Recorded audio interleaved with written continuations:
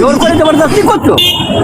চালিয়ে দেখো করে আমরা সেলাই হবে, করে দাও না।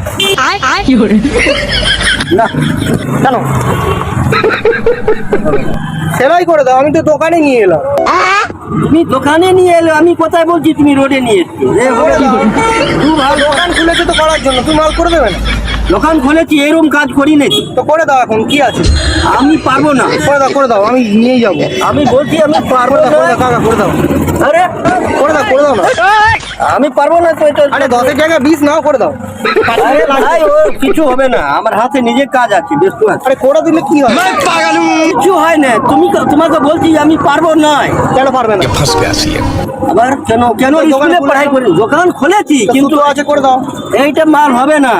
হবে আবার কেন হবে না? করে দাও, 10 মিনিট লাগবে তো। আমি বলছি 5 মিনিট লাগে কি 5 ঘন্টা লাগে, সে বলছি আমি পারবো না তো।